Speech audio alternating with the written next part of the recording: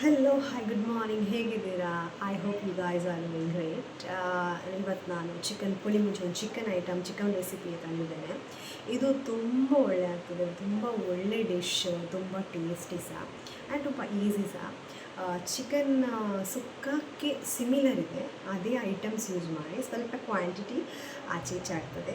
When it comes to ಪುಳಿ ಮುಂಚೆ ಅಂತ ಹೇಳುವಾಗ ಸ್ವಲ್ಪ ಮೆಣಸು ಜಾಸ್ತಿ, ಅದರಲ್ಲಿ ಸ್ವಲ್ಪ ತೆಂಗಿನಕಾಯಿ ಜಾಸ್ತಿ, ಅಷ್ಟೇ ಡಿಫ್ರೆನ್ಸ್. ಸೊ ಇದು ಸಹ ಸೂಪರ್ ಆಗ್ತದೆ. ಮ್ಯಾಂಗ್ಳೂರ್ ಸೈಡಲ್ಲಿ ಇದು ತುಂಬಾ ಫೇಮಸ್ ಇದು ಸಹ.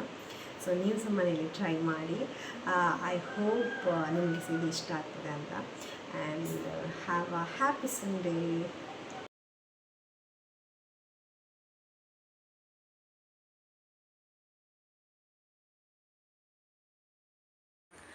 ಓಕೆ, ನಾವೀಗ ಗ್ರೈಂಡ್ ಮಾಡಲಿಕ್ಕೆ ರೆಡಿ ಮಾಡುವ. ಫಸ್ಟ್ ಒಂದು ಬಾಣಲಿಗೆ ಎಣ್ಣೆ ಹಾಕುವ, ತೆಂಗಿನ ಎಣ್ಣೆ.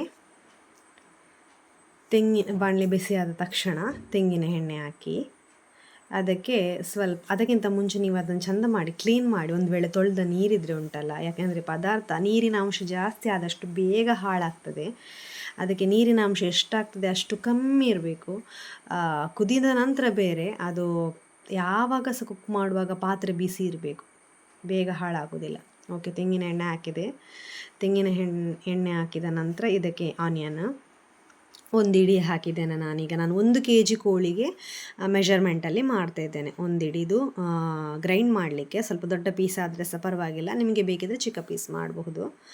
ಇದು ಜಿಂಜರ್ ಒಂದು ಅರ್ಧ ತುಂಡು, ಒಂದು 10-7 ಬೆಳ್ಳುಳ್ಳಿ, ಒಂದು ಟೊಮ್ಯಾಟೊ, ಚಿಕ್ಕ ಟೊಮ್ಯಾಟೊ, ಅದು ದೊಡ್ಡ ಟೊಮ್ಯಾಟೊ ಅಲ್ಲ. ಟೊಮೆಟೊ ಹಾಕಿದರೆ ಇನ್ನೂ ಸಹ ಹುಳಿ ಆಗ್ತದೆ. ಆಲ್ರೆಡಿ ನಾನು ಹುಳಿ ಸಹ ಹಾಕ್ತಾ ಇದ್ದೇನೆ.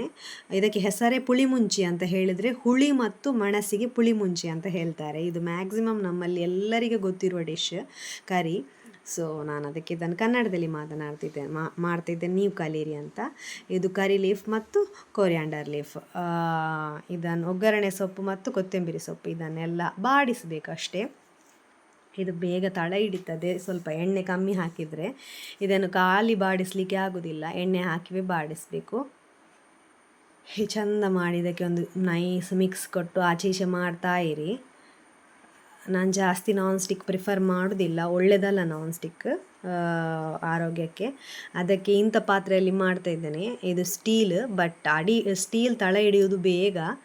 ಸೊ ನಾವು ಇದನ್ನು ಕೈ ಆಡಿಸ್ತಾ ಇರಬೇಕು. ಇದು ಸ್ವಲ್ಪ ಬಾಡಲಿ, ಆಗ ಹಸಿ ಸ್ಮೆಲ್ ಬರುವುದಿಲ್ಲ. ನೀವು ಬಾಡಿಸದೆ ಡೈರೆಕ್ಟ್ ಮಾಡಿ ಹಾಗೆ ಸಹ ಮತ್ತೆ ಬಿಸಿ ಮಾಡಿ ಸಹ ಮಾಡಬಹುದು, ಬಟ್ ಇದು ನಾವು ಮಾಡೋ ಪ್ರೊಸೀಜರ್. ಓಕೆ, ಇದೀಗ ಆಗಿದೆ. ಇದನ್ನು ಮಿಕ್ಸಿಗೆ ತೆಗೆಯುವ. ನಾನೊಂದು ಬೇರೆ ಪಾತ್ರೆಗೆ ತೆಗಿತಾ ಇದ್ದೇನೆ. ಮಿಕ್ಸಿಗೆ ಬಿಸಿ ಇದ್ದದ್ದು ಡೈರೆಕ್ಟ್ ತೆಗೆಯೋದು ಬೇಡ, ಮತ್ತು ಸ್ವಲ್ಪ ತಣ್ಣಗಾದ ನಂತರ ಹಾಕ್ಬೋದು.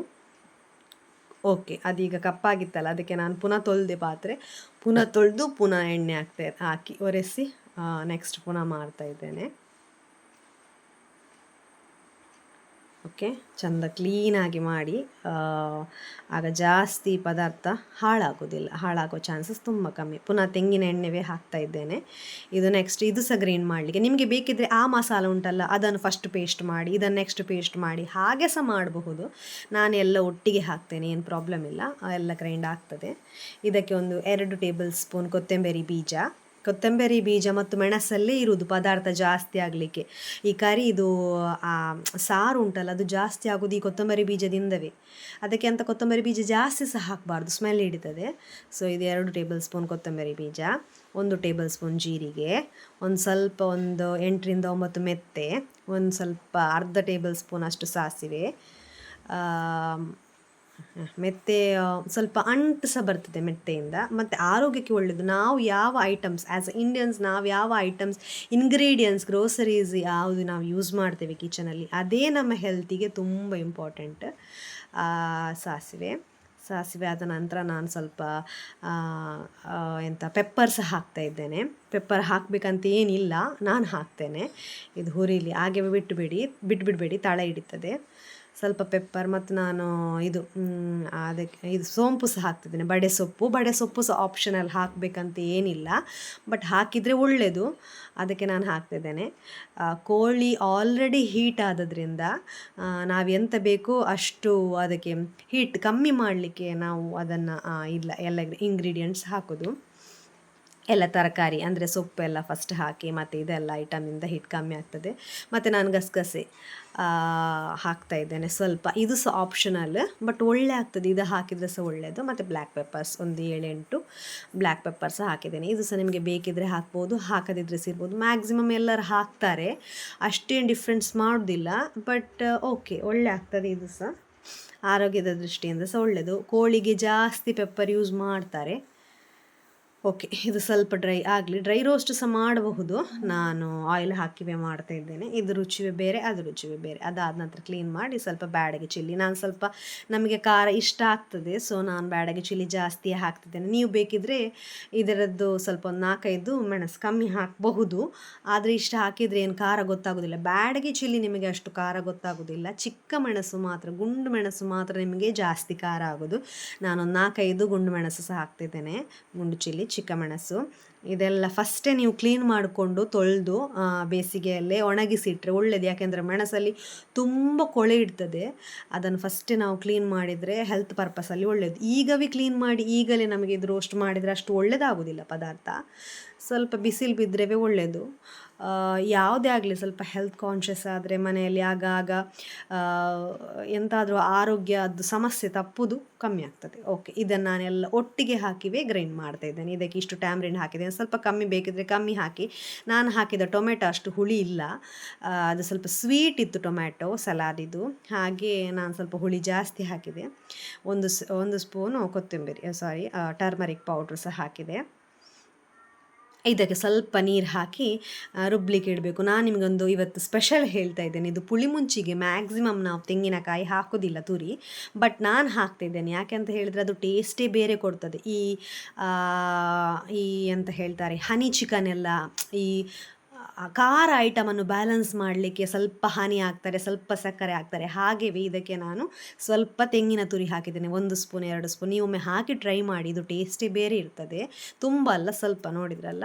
ಓಕೆ, ನೆಕ್ಸ್ಟ್ ಅದನ್ನು ಗ್ರೈಂಡ್ ಮಾಡಲಿಕ್ಕೆ ಬಿಟ್ಟು ಇನ್ನೊಂದು ಪಾತ್ರೆಯಲ್ಲಿ ನೀರುಳ್ಳಿ, 1 ಇಡೀ ನೀರುಳ್ಳಿ ಮತ್ತು ಕರಿ ಲೀಫನ್ನು ಹಾಕಿ ನಾನು ಕೋಳಿಯನ್ನು ಬೇಯಲಿಕ್ಕೆ ಒಗ್ಗರಣೆಗೆ ಇಡುವ ಅಂತ ರೆಡಿ ಮಾಡ್ತಾ ಇದ್ದೇನೆ. ಇದು ಸ್ವಲ್ಪ ಬಾಡಲಿ, ಇದರದ್ದು ಸಹ ಹಸಿ ವಾಸನೆ ಹೋಗಲಿ. ಮ್ಯಾಕ್ಸಿಮಮ್ ಕೋಳಿಯಲ್ಲಿ ಆಗಲಿ ಯಾವುದರಲ್ಲಿ ಆಗಲಿ ಅಷ್ಟು ಹಸಿ ವಾಸನೆ ಬರುವುದಿಲ್ಲ, ಯಾಕೆಂದರೆ ಅದು ಬೇಯುವ ತನಕ ಅದರಲ್ಲಿ ಇಡ್ತದಲ್ಲ. ಸೊ ಇದಕ್ಕೆ 1 ಟೊಮ್ಯಾಟೊ ಫುಲ್ ಹಾಕಿದ್ದೇನೆ. ಇದು ಸಹ ಅಷ್ಟೇ ಸ್ವಲ್ಪ ಬಾಡಲಿ. ಈಗ ಬೇಕಿದ್ದರೆ ಕೊತ್ತಂಬರಿ ಸೊಪ್ಪು ಸಹ ನೀವು ಹಾಕಬಹುದು, ಲಾಸ್ಟಿಗೆ ಸಹ ಹಾಕ್ಬೋದು, ಏನು ತೊಂದರೆ ಇಲ್ಲ. ಓಕೆ, ಒಂದೊಂದೆಲ್ಲ ಹಾಕಿದ್ದೇನೆ 1 kgಗೆ. ನೀರುಳ್ಳಿ, ಆನಿಯನ್ ಮತ್ತು ಗಾರ್ಲಿಕ್ ಮತ್ತು ಟೊಮ್ಯಾಟೊ ಇದೆಲ್ಲ ನಿಮಗೆ ಸ್ವೀಟ್ ಸ್ವಲ್ಪ ಜಾಸ್ತಿ ಮಾಡ್ತದೆ ಪದಾರ್ಥ, ಸ್ವಲ್ಪ ಸಿಹಿ ಆಗ್ತದೆ. ಈ ಪುಳಿಮುಂಚಿಗೆಲ್ಲ ಸಿಹಿ ಅಷ್ಟು ಅಗತ್ಯ ಇಲ್ಲ. ಕೆಲವರು ಖಾಲಿ ತೆಂಗಿನ ಎಣ್ಣೆ ಮತ್ತು ಮಸ್ಟರ್ಡ್ ಹಾಕಿ ಸಹ ಒಗ್ಗರಣೆ ಇಡ್ತಾರೆ. ನಾನು ಇದೆಲ್ಲ ಹಾಕಿ ಒಗ್ಗರಣೆ ಇಡ್ತಾ ಇದ್ದೇನೆ. ಓಕೆ, ಇದಾಗಿದೆ. ಇದು ಸ್ವಲ್ಪ ಬಾಡಿದೆ. ಈಗ ಇದಕ್ಕೆ ನಾನು ಕೋಳಿ ಹಾಕ್ತಾ ಇದ್ದೀನಿ, 1 kg ಅಷ್ಟು ಕೋಳಿ. ಅದನ್ನು ಕರೆಕ್ಟ್ ಹಿಂಡಿ ಹಾಕಿ ಮಾಂಸವನ್ನು, ನೀರು ಕೋಳಿ ಆಲ್ರೆಡಿ ಬಿಡ್ತದೆ, ಜಾಸ್ತಿ ಪುಳಿಮುಂಚಿಗೆ ನೀರಾಗಿ ಅದು ಸಾರಿನಾಗೆ ಆಗೋದು ಬೇಡ. ಇದನ್ನು ತುಂಬ ಹಿಂಡಿ ಹಾಕ್ತಾ ಇದ್ದೇನೆ ಕೋಳಿ, 1 kg ಅಷ್ಟು ಅಳತೆ. ಇದಕ್ಕೆ ಸ್ವಲ್ಪ ಟರ್ಮರಿಕ್ ಪೌಡ್ರು, ಸ್ವಲ್ಪ ಉಪ್ಪು, ಕಲ್ಲು ಉಪ್ಪೇ ನಾನು ಪ್ರಿಫರ್ ಮಾಡ್ತೇನೆ. ಅದನ್ನು ಹಾಕಿ ಬೇಯಲಿಕ್ಕೆ ಬಿಟ್ಟುಬಿಡಿ. ನೀರೆಲ್ಲ ಹಾಕೋದೆಂತ ಬೇಡ. ಕೋಳಿ ನೀರು ಅಲ್ಲ, ಆ್ಯಕ್ಚುಲಿ ಅದು ಫ್ಯಾಟ್ ಬಿಡ್ತದೆ, ಎಣ್ಣೆ ಅಂಶ ಕೋಳಿ ಬಿಡ್ತದೆ, ಅದರಲ್ಲೇ ಬೇಯ್ತದೆ. ಕಲ್ಲುಪ್ಪು 1 2 ಸ್ಪೂನ್ ಹಾಕ್ತೇನೆ, ಯಾಕೆಂದರೆ ಕೋಳಿ ಎಳಿಬೇಕು. ಮ್ಯಾಕ್ಸಿಮಮ್ ತುಂಬ ಹೋಟೆಲಲ್ಲೆಲ್ಲ ಹೇಗೆ ಆಗ್ತದೆ ಅಂತ ಹೇಳಿದರೆ ಪದಾರ್ಥದಲ್ಲಿ ಉಪ್ಪಿಡ್ತದೆ, ಕೋಳಿಯಲ್ಲಿ ಇರುವುದಿಲ್ಲ. ಕೆಲವು ಸತಿ ನಾವು ಕುಕ್ ಮಾಡುವಾಗ ಸಹ ಹಾಗೆ, ಫಸ್ಟ್ ಸ್ಟಾರ್ಟಿಂಗ್ ಕುಕ್ ಮಾಡುವಾಗೆಲ್ಲ ಕೋಳಿಯಲ್ಲಿ ಇರುವುದಿಲ್ಲ ಉಪ್ಪು, ಪದಾರ್ಥದಲ್ಲಿ ಮಾತಾಡ್ತದೆ. ಸೊ ಬೇಯುವಾಗ ನಾವು ಕೋಳಿಗೆ ಉಪ್ಪು ಕರೆಕ್ಟ್ ಹಾಕಬೇಕು. ಮತ್ತು ಬೇರೆ ಅದನ್ನು ಬಾಯಿ ಮುಚ್ಚಿ ಅದನ್ನು ಮುಚ್ಚಳ ಮುಚ್ಚಿ ಇಟ್ಟುಬಿಡಿ. ನೋಡಿ, ಈಗ ಬೆಂದಿದೆ. ಈ ಥರ ಕಲ್ಲರೇ ಚೇಂಜ್ ಆಗ್ತದೆ ಫುಲ್ಲು. ಇದಕ್ಕೆ ನಾವು ರುಬ್ಬಿಟ್ಟ ಮಸಾಲವನ್ನು ನಾನು ಡೈರೆಕ್ಟ್ ಇದಕ್ಕೆ ಹಾಕ್ತಿದ್ದೇನೆ, ಒಂದು ಮಿಕ್ಸ್ ಕೊಟ್ಟು. ಇಲ್ಲದಿದ್ದರೆ ನಿಮಗೆ ಇನ್ನೊಂದು ಪ್ರೊಸೀಜರ್ಸ್ ಉಂಟು. ಮಸಾಲೆಯನ್ನು ಬಿಸಿ ಮಾಡಿ ಬೇರೆ ಪಾತ್ರೆಯಲ್ಲಿ, ಅದರದ್ದು ಸ್ವಲ್ಪ ಕಲ್ಲರ್ ಚೇಂಜ್ ಆದ ನಂತರ ಸಹ ಹಾಕ್ಬೋದು. ಇಲ್ಲ, ನಾನು ಇದಕ್ಕೆ ಹಾಕ್ತೇನೆ, ನಾನು ಹೀಗೆ ಪ್ರಿಫರ್ ಮಾಡ್ತೇನೆ. ಇದು ಒಳ್ಳೆ ಬೇಯ್ತದೆ, ಆಗ ಕೋಳಿಗೆ ಸಹ ಎಳೀತದೆ ಮಸಾಲೆ ಚಂದ. ಕೋಳಿ ಅದನ್ನು ಹೀರ್ತದೆ ಮಸಾಲೆಯನ್ನು. ಬೇರೆ ಬೇರೆ ಬೇಯಿಸಿ ಸ್ವಲ್ಪ ಅದರಲ್ಲಿ ಬೇಯ್ದು ಇದರಲ್ಲಿ ಬೆಂದಿರುವಾಗ ಕೋಳಿ ಫುಲ್ ಹುಡಿ ಹುಡಿ ಆಗ್ತದೆ. ಇದು ಬ್ರಾಯ್ಲರ್ ಕೋಳಿ, ಇದು ಟೈಸನ್ ಅಲ್ಲ.